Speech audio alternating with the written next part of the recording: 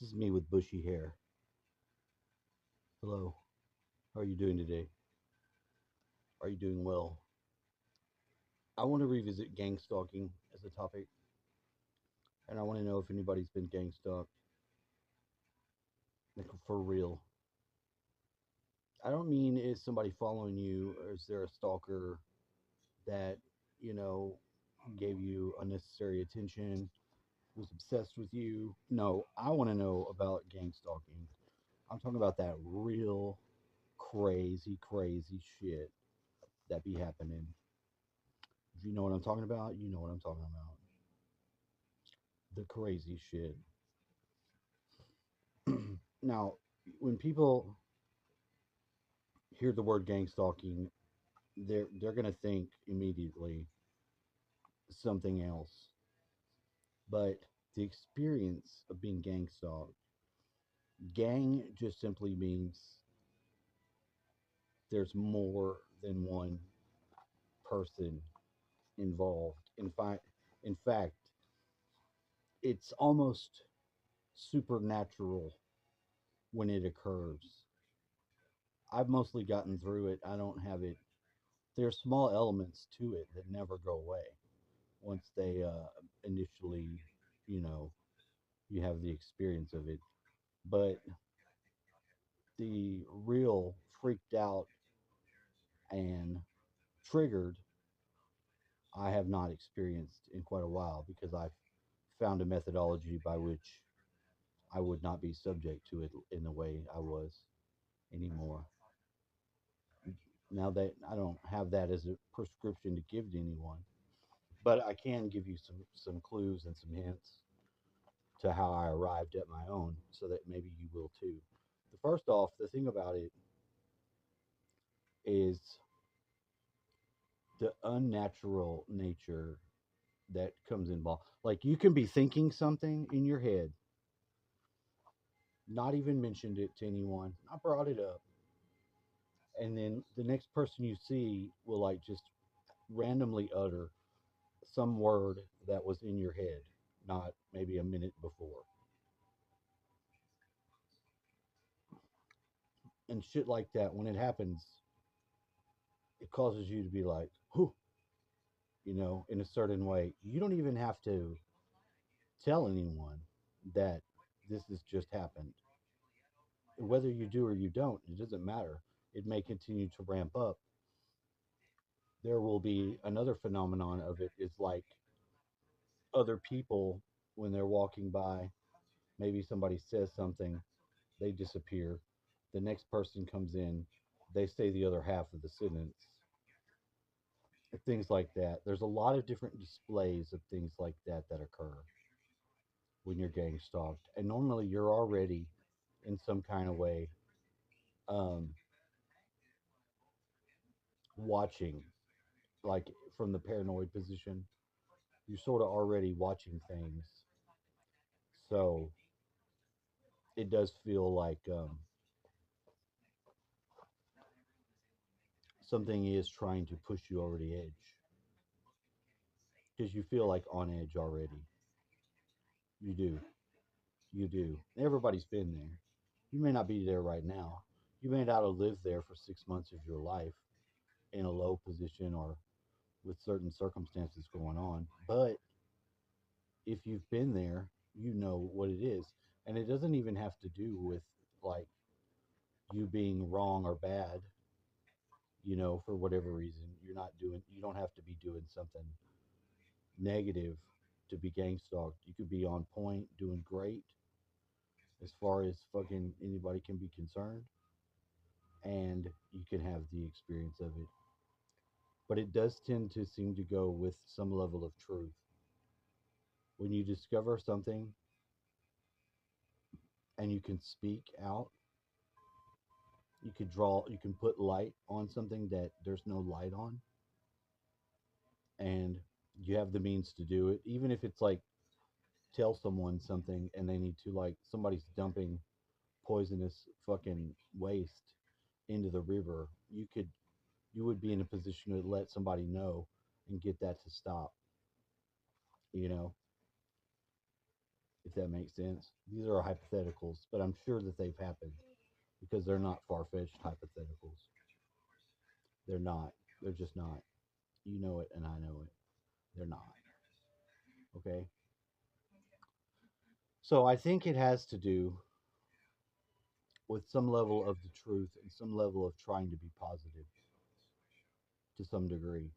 Because I don't think negative beings, people on the negative path, necessarily need to experience gang stalking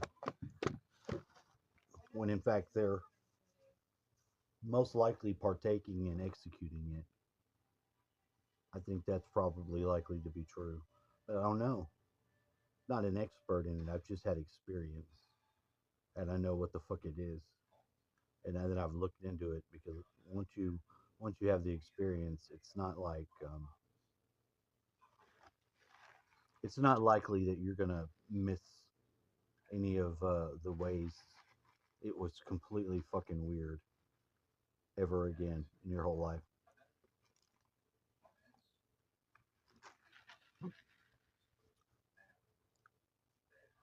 I did though come to the conclusion that if I was going to experience it, if I was having this experience, and as weird as it was, there would have to be a point to it. In your life, there would have to be a reason to have this experience and an outcome because of such. And I have concluded, and I maintain to this to be the case, that you have to ultimately be allowing it or be the cause. And if you had an experience like this, it would sharpen your mind. It would sharpen your mind. It would make you realize certain things about reality and this world that we're experiencing and how it's manifested by us in a way. And that's why I think I was accurate in that taking that approach. Like there was someone who I knew and I could assume them to be the gang stalker mid manager because of their positioning in the hub of just people I knew. And it was accurate. That was the case. And it was also the case that this was caused by me, you know, to bring me to be awakened, to start my awakening process. That it was necessary to have this experience because it would refine me. It would have a transformative effect upon me, and it kind of did. Now, I'm sure other people can experience it and it can be executed upon them in some sort of way. But I also believe that what I'm explaining too is another valid reason for it to be something you can experience. And it's bizarre. It is very bizarre. My dad believed himself to be a targeted individual as well and had some of the experiences key in having that happen to him. In fact, it actually was difficult for him to take seriously also that it wasn't just him that was being gang stalked, that I too was being gang stalked and that they were doing it to me. It took him a while to get that concept because he was certain it was him only. He never opened to the idea of it being him plus one, but then he did. And then he saw, oh shit, maybe this is something they do down the line. I'll never know. I'll never know his full take on it. But they did it to us both, independently and then together to some degree. It's a weird experience, so I feel for you. If you're having it, I feel for you, but there are ways to get around it. And because of the mental nature, and it's a very strong, mentally, um, real mental realm shit that does have a ground in the physical realm, but there's something that's very much in your head about it that it wants you to stay, in your head on the matters that you're experiencing. When if you were to go into your heart, it almost immediately dissipates everything about that experience.